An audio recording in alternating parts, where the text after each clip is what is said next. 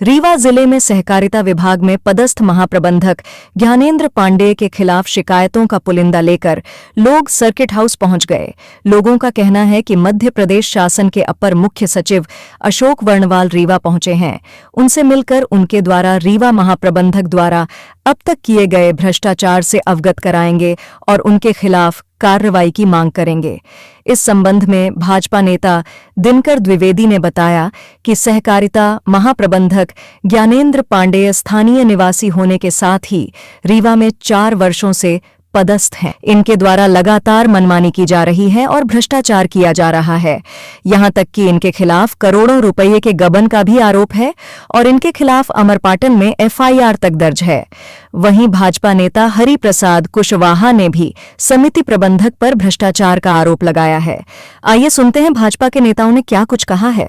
किससे मिलने आप आए हैं यहाँ? प्रमुख सचिव सहकारिता एशिया श्री वर्णवाल साहब से। हाँ, रीवा जिले के भ्रष्टाचार श्री ज्ञानेंद्र पांडे मैनेजर द्वारा जिला सहकारी बैंक को लूट लिया गया है। वो 2004-10-21 से जब से आए हैं तब से बैंक का कैमरा बंद कर दिए हैं। भ्रष्टाचार के तहत 148 समितियाँ व्यवसाय हेतु पदस्थगी है। 10 से 15 लाख की लिमिट होती है।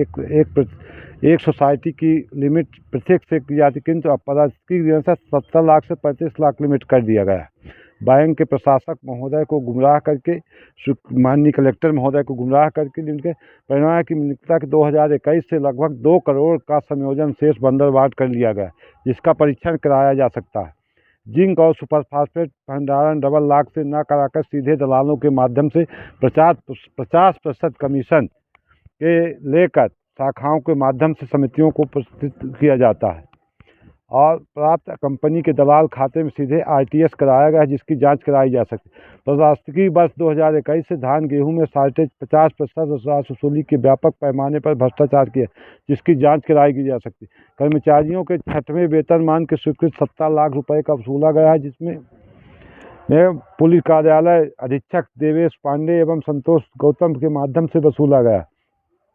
अप्रैल 2024 से लगने वाले वेतन वृद्धि को पुनः 5 लाख डिमांड की जा रही तथा कर्मचारियों को माह अप्रैल 2024 से चाहते क्या? हम ये चाहते हैं कि जहां जहां ज्ञानेंद्र पांडे रहे हैं उनके खिलाफ तत्काल कार्रवाई। 48 करोड़ को सतना में घोटाला किए हैं, पहाड़ी का हुआ घोटाला उनके कार्यकाल में, भ्रष्टाचार हुआ। अउद्धत विक्रेताओं को समिति प्रबंधक बनाकर उन्होंने उपार्जन कर उसे शोषण करके पैसा लेते हैं और भ्रष्टाचार करते हैं। 3 वर्ष हो गया गृह जिले में रहने का उनका कोई अधिकार नहीं। माननीय सिरमौर क्षेत्र के लोकप्रिय विधायक आदरणीय दिव्यराज सिंह जी ने उनके खिलाफ लिखा पत्र को इनको हटा दिया जाए रीवा जिले से। ऐसे भ्रष्ट मैनेजर को रीवा जिले में रहने का कोई से डभौरा से बड़ा भी घोटाला हो सकता है ज्ञानेंद्र पांडे यदि रीवा जिले में रहेंगे तो इसके पहले आपने शिकायत किया है। मैंने पीएस को किया है, मुख्यमंत्री महोदय को, माननीय मंत्री जी को दिया है, सबको, माननीय विधायक जी के माध्यम, और मैं स्वयं दिया था। मैं भारतीय जनता पार्टी जिला कोषाध्यक्ष सहकारिता पूर्व अध्यक्ष हूँ और मैंने उनके खिलाफ भ्रष्टाचार के खिलाफ लड़ाई लड़ता रहूँगा। यही मेरा प्रार्थना आप मीडिया से माध्यम से आप चौथे स्तंभ हैं देश के, और चौथे स्तंभ से मुझे अपेक्षा है कि ऐसे भ्रष्ट अधिकारियों के खिलाफ आप लोग भी आवाज़ उठाएंगे, जिसे शासन और प्रशासन को जागना पड़े। क्या नाम है? दिनकर द्विवेदी। सहकारिता रीवा आए हुए हैं, किस सिलसिले में आप उनसे मिलना चाह रहे हैं? हम आए हैं, हमारे चौखंडी समिति है, उस समिति में द्वारिका प्रसाद चौबे जी हैं, जबकि पुराने भ्रष्टाचारी हैं और वो सेल्समैन थे और डभौरा सिंडीज घोटाले में भी उनका हाथ है। और इतना नहीं, कई मतलब वो कह रहे हैं। हम अपर मुख्य सचिव महोदय से अपना आवेदन लेके आए हैं और आज उनसे मिलेंगे। कई बार हमने आवेदन दिया, अभी उसकी कार्रवाई नहीं हुई। अब ये चाहते हैं कि इनकी कार्रवाई, भ्रष्टाचार लिप्त हैं, इसलिए इनकी कार्रवाई जरूर हो। उनसे बड़े अधिकारी रीवा में मौजूद बैठते हैं, कार्यालय भी है, क्या उनसे शिकायत आपने की? नहीं, उनसे शिकायत करते हैं, वो दाब देते हैं आवेदन को। क्यों करते हैं? क्या उनको पता नहीं मिला है संरक्षण की नहीं मिला है, अब ये तो हम नहीं जानते हैं। पर बशर्ते, हालांकि कोई आगे कागज बढ़ता नहीं, कोई आवेदन का जानकारी नहीं मिलती है कि क्या हो रहा है। क्या नाम है आपका? मेरा नाम हरि प्रसाद कुशवाहा है, मैं पूर्व मंडल अध्यक्ष झबा का हूँ, वर्तमान में जिला कार्य समिति सदस्य हूँ। सर, सुनने में आया कि वहाँ पर 1 करोड़ 68 लाख का घोटाला हुआ है जी, और जिसके लिए विधायक ने आयुक्त को आवेदन भी दिए हैं। जी, इसके लिए पत्र भी लिखे थे माननीय विधायक, हमारे सिरमौर विधायक दिव्यराज सिंह जी, और हम लोग भी कई बार उनसे निवेदन भी कर चुके हैं, कई बार सहकारिता मंत्री से कर चुके, पर कार्रवाई आगे बढ़ नहीं रही है, इसलिए हम फिर से, और वहाँ उपार्जन केंद्र भी उसको दे रहे हैं, और जो कि भ्रष्टाचारी है। ऐसे आदमी को यहाँ उपार्जन केंद्र ना दें, नहीं तो और किसान परेशान होंगे और वो भ्रष्टाचार से लिप्त रहेगा।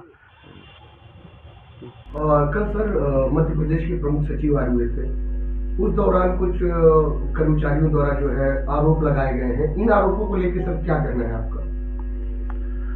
लगाए गए आरोपों के संबंध में अगर लिखित में कोई बात होगी तो उन बातों को देखा जाएगा और उच्च स्तर पे भी देखा जाएगा, और परीक्षण के बाद जो उचित होगा वो कार्यवाही होंगी।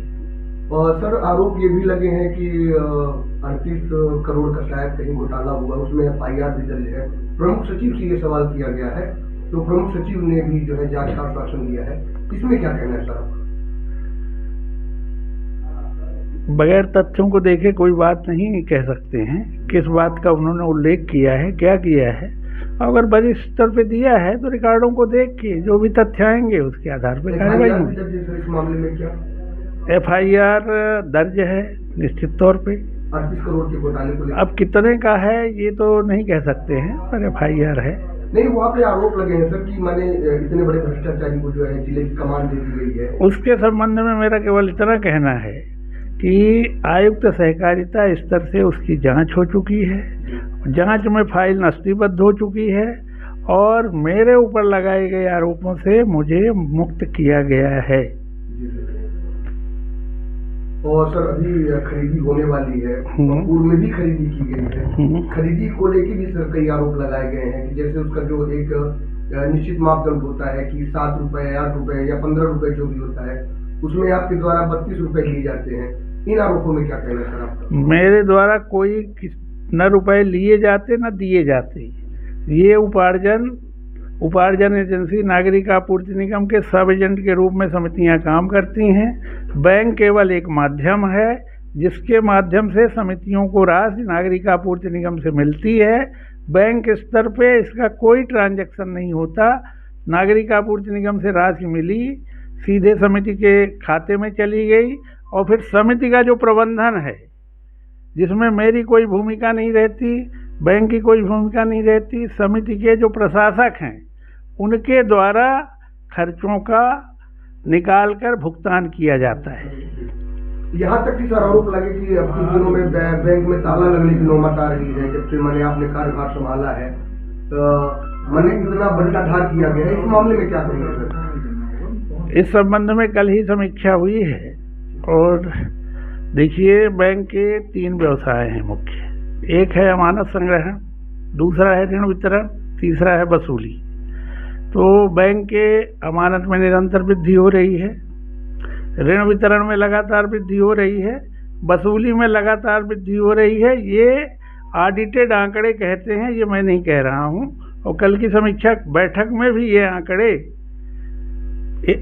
कृषि उत्पादन आयुक्त की बैठक में भी ये प्रस्तुत किए गए हैं। तो हर मामले में जिला बैंक की रीवा की प्रगति है। सर समिति प्रबंधक को आरोप है कि जो कमीशन राशि आती है उसमें आप जो बिना कमीशन लिए किसी पैसे नहीं डालते हैं क्या? नहीं, पैसे हम डालते ही नहीं हैं। पैसे तो हम लगातार संघर्ष कर रहे हैं कि नागरिक आपूर्ति निगम से समितियों को मिले। नागरिक आपूर्ति निगम से जैसे ही पैसे जाते हैं वैसे ही बैंक को मिले, समितियों को राशि ट्रांसफर कर दी जाती है। कोई भी एक वाकया, कोई भी किसी समिति प्रबंधक का नाम बताएं जो इस बात को कह सके। कल सर प्रमुख सचिव आए थे, तो उनका आने का उद्देश्य क्या था सर, और क्या निर्णय लिए गए मुख्य रूप से? कल कृषि उत्पादन आयुक्त महोदय की बैठक थी, खरीफ समीक्षा और रबी कार्यक्रम निर्धारण। ये संयुक्त बैठक होती है। कृषि विभाग, सहकारिता विभाग, मछली पालन विभाग, वेटनरी विभाग, हार्टिकल्चर विभाग, इसमें आगे क्या कार्य योजना बनती है, किस तरीके से विभागों की योजनाएं चलेंगी, उसके संबंध में मार्गदर्शन प्रदान करने के लिए संयुक्त बैठक आयोजित थी।